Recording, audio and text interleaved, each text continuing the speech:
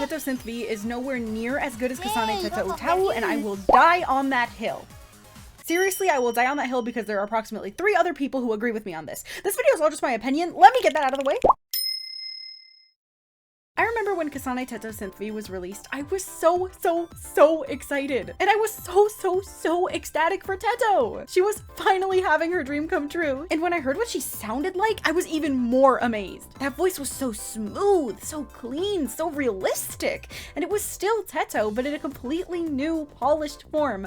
Absolutely beautiful. But around a year after her release date, once the initial high of the Teto power ran out, I realized, hey, doesn't she sound kind of boring? Oh, hold the tomatoes! On her own, she sounds great, wonderful, amazing, but she kind of always sounds great, wonderful, and amazing in the exact same way. Every single time. The more and more songs I listened to using Teto Synth V, the more and more her voice started to reveal itself as the same shape without fail. Sometimes she would sound unique in the sense that she'd do things different required for the song, like producers making her harmonize in a specific way or making her sing notes back to back that made her voice imitate a different flavor, but those things never drastically changed her sound. While each of these popular Teto songs sound different because of their instrumentals, listen to her voice itself.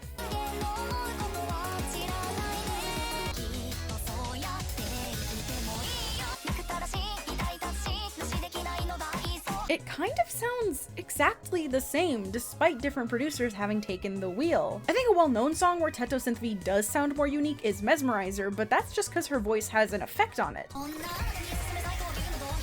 She's also singing really fast, which stops her from drawing out those AI sounds that all sound the same in these songs. Teto's sound itself is always as clean as possible, sounding flawless and realistic, losing a lot of the personality that made Kasane Teto Utau who she was. There's another song I feel highlights this more uninteresting side of Teto Synth V's voice. It was the song that got me thinking about this all enough to want to make a video about it. That song is from my absolute GOAT Natsushiro Takaaki, Sai Daiichi no wo ai ni. With tuning by BB, both the vocal tracks for Miku and Teto sound amazing. Especially Miku. Oh my god, she sounds like a goddess.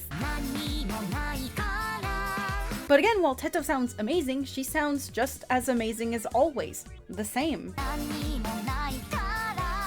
That AI sound overpowers any and all uniqueness added to her voice because of the producer's tuning, and that's kind of a huge bummer to me. Now, I don't want to be too hard on AI voice banks here. Despite AI being in the name, they aren't a bad kind of AI. AI voice banks have helped us go beyond the boundary of how human we once thought vocal synths could sound. I honestly thought we would have peaked somewhere along the lines of Kira's insane English tuning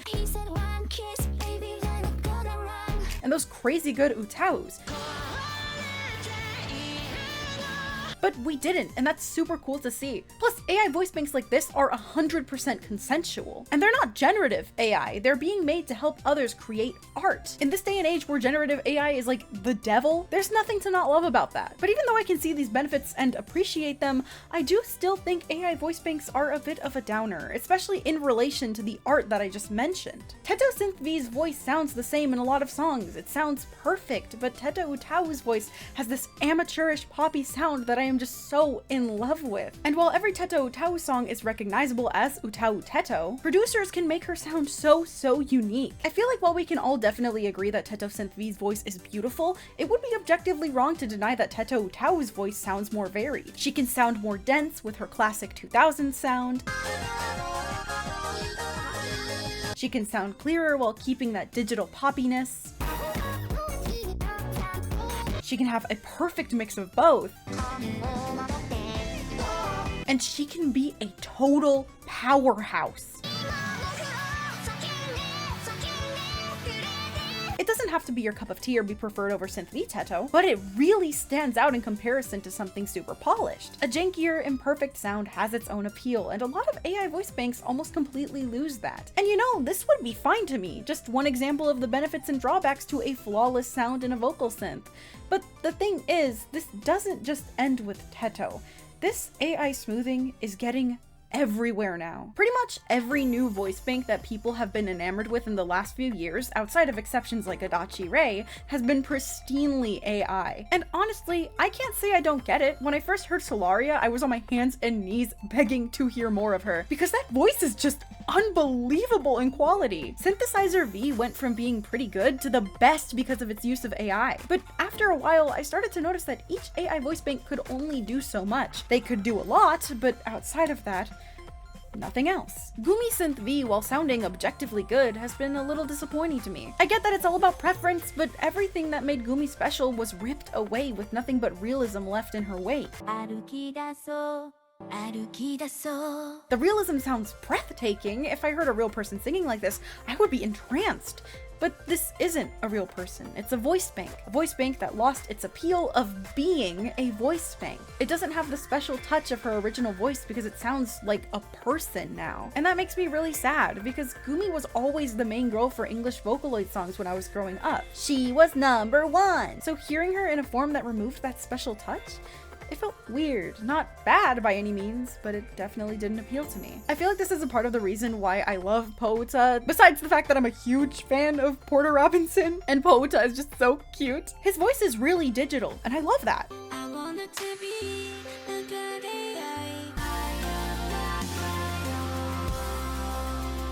And you know, as someone who just got her hands on Hatsune Miku's V4X voice bank for Piapro Studio, let me tell you, tuning is not easy.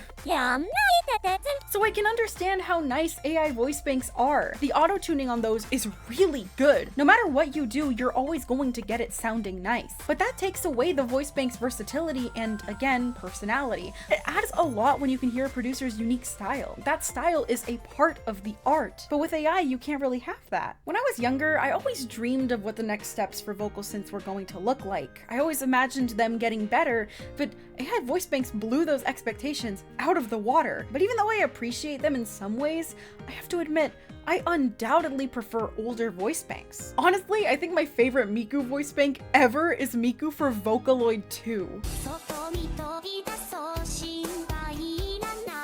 Her flavor is just wonderful, and I feel like nothing has been able to replicate it yet. So with that being how I feel, I have to admit, I'm a little scared for Miku and the other Kryptonloids. In all those Miku and Teto duets, Teto always stands out as having a more developed and pretty voice, with Miku standing out as jankier. And where some wouldn't like this because they'd want Miku to match up to Teto, I don't like it because I don't want Miku to match up to Teto. I want it the other way around. But I'm definitely in the minority here, so that's probably not what's gonna happen. So I'm really sad that one day Miku's gonna end up sounding just as flawless as Synth V Teto, with that specialness you can hear in a voice bank gone. But I don't think we're gonna get there anytime soon, at least, because the signs we do have that a new Miku is on her way are looking pretty good for those of us who love her sound. If you haven't noticed, Deco 27's Miku has gotten a bit of an upgrade lately. Some of Deco's songs from the last year or two have had this in the description: "Special thanks, Krypton Future Media Sound Team."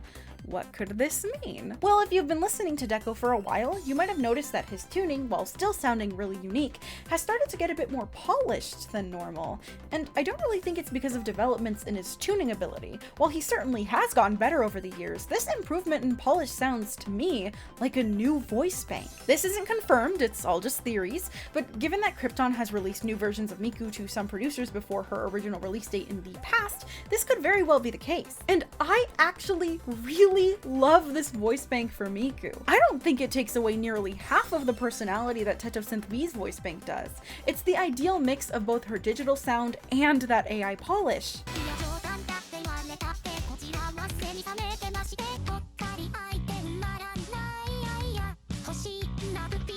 Though a fact of the matter is that this AI polish does take away some of her uniqueness, with his style with older Miku being a lot stronger, this voice in particular still sounds like a voice bank while getting the benefits of realistic sounds. This is exactly what someone like me always dreamed of when it came to the future of vocal synths. I still adore Deco's tuning style with Miku's older voice banks, but I'm a sucker for this new one too. While I'm not sure things are going to stay this way forever, I'm glad we're getting more time with a Miku Miku who sounds like a Vocaloid rather than a human being, because that was always such a huge part of her appeal to me, and I feel like that's part of it for all of us. Vocal synths aren't just digital singers who unfortunately don't sound as good as a human, they're digital singers who sound amazing as they are. Digital singers who shouldn't sound like humans.